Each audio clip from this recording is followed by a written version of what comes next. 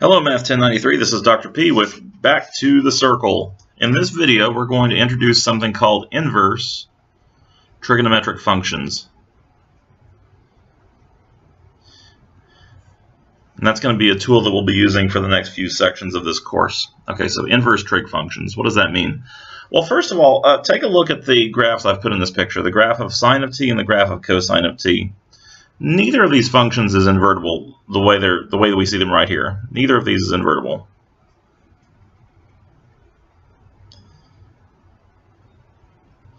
And that's because if you look at either one of these functions, neither one of them is one-to-one. They both fail the horizontal line test. Just sort of putting that in here as a way of illustrating that. Neither of these functions is one-to-one, therefore neither one of them right now has an inverse function. However, one thing you may remember from our previous work is that we can force a function to have an inverse function if we choose a chunk of it that is one-to-one. So we're going to do that for each of these functions here, and there's a number of ways that we could choose a chunk of each function, but there's a standard one that we're going to use in this course that I'm going to expect you to know. It's one of those things where really we can make a choice, but there's one choice that we pretty much always make when we do this stuff mathematically. So what I'm going to do is I'm going to start with the sine function and just ask you to think for a moment about how we might pick a chunk of this that is one-to-one, and it's sort of representative of the entire function. That is, the entire function's behavior is kind of captured by that one piece. So the chunk that we're going to select is going to be the part from this point to this point. Now, I put the coordinates in each of these pictures to be integer coordinates, but you may remember this point is t equals negative pi over 2, and this one is t equals pi over 2. And we're going to use this function here, this part of it, as the part we're going to invert.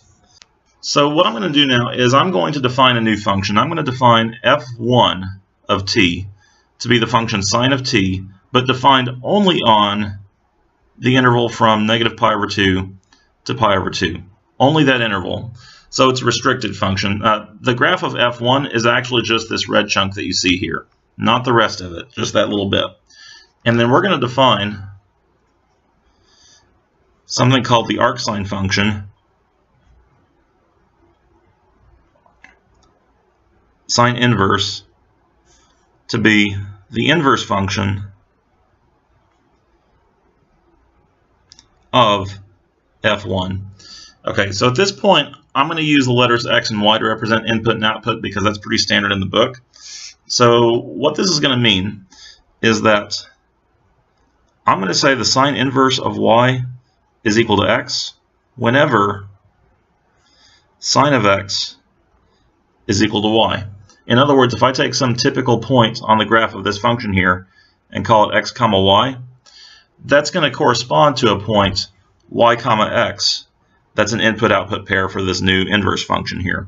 Okay, so that's why we say that whenever sine of x is equal to y, sine inverse of y is equal to x. Oh, by the way, very important restriction on this that I needed to put. So this is whenever sine of x is equal to y and x is between pi over 2 and negative pi over 2, and y is between negative 1 and 1. Okay, why are those restrictions needed? Well, the restriction on x is needed because we're only taking this one little chunk of the function here. We're only letting x run from negative pi over 2 to pi over 2. And we need the restriction on y. Y is between negative 1 and 1 because in this picture y can only go from negative 1, that's the lowest value of the sine function, to 1. So in other words, I couldn't possibly define sine inverse of something like 3 because there is no x that gives me sine of x equal to 3. This has to be something that can be an output of the sine function. All right, so let's think about what this means geometrically. We're going to come back to cosine in just a minute, but I want you to have a geometric meaning of this. So earlier, when we talked about the sine function, we could think of this as a function machine where the input to the function was some arc length or angle measure. I'm going to put angle measure here. And the output of the function was a y-coordinate. Okay, now when I say y-coordinate, I'm not exactly talking about the same thing as this because x's and y's here do not necessarily represent x and y coordinates. But what does this mean pictorially?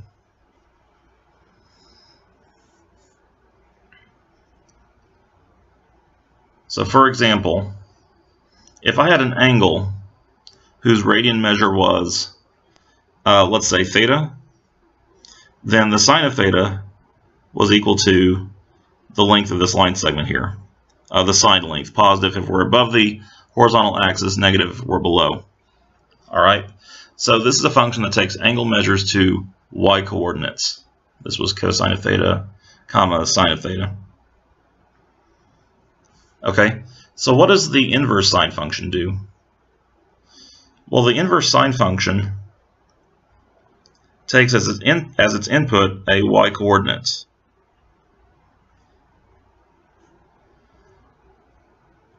And the output of this function is going to be an angle measure. It's the angle measure needed to produce this y coordinate. So just to give an example, what would sine inverse of 1/2 be? If I want to know what sine inverse of 1/2 will be, then I need to think of this input as a y coordinate, and I need to find the angle measure that corresponds to it. So in this particular case, a y coordinate of 1/2 is going to be somewhere around here, which means that my angle measure, if you remember the x and y coordinates for special angles, this angle measure is going to be 1/6 of pi. So the inverse sine of 1/2 is 1/6 of pi. Now you may notice that there are other angles that would give me, or other angle measures that would give me a y coordinate of 1/2. For example, I could have taken this angle, which would have been 5 pi over 6. But this is where our choice comes in. We're always going to define the inverse sine function to produce an angle measure between negative pi over 2 and pi over 2. So that's why we pick 1/6 of pi rather than 5/6 of pi or something else. Okay, so that's an example of how to find a value of the inverse sine function. Now let's talk about what the inverse cosine function looks like.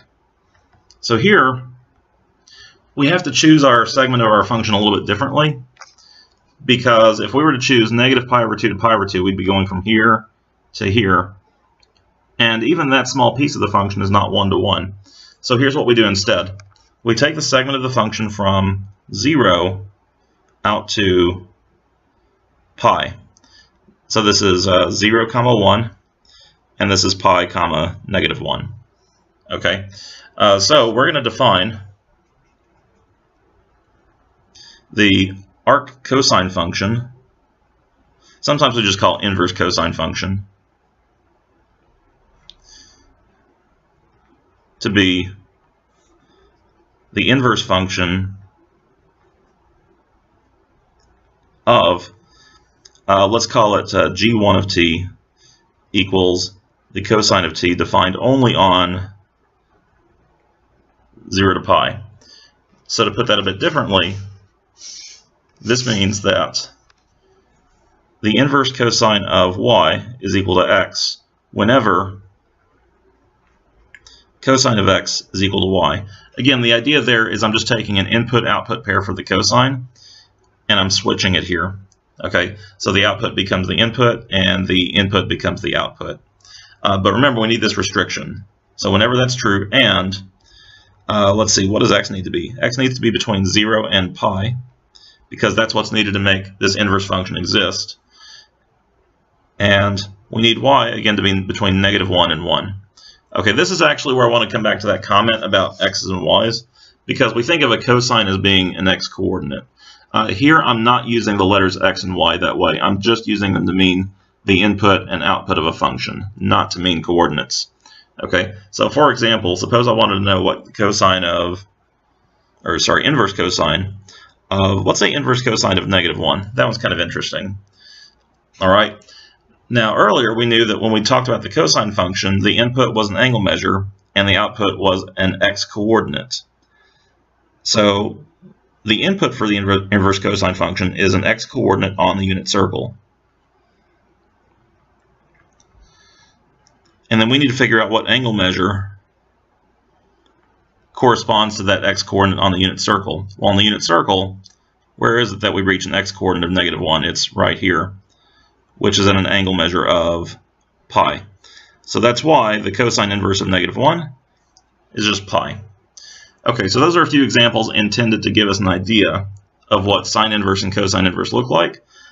This topic is usually a little bit confusing at first. This video probably didn't completely clean everything up, but we'll talk about it some more later.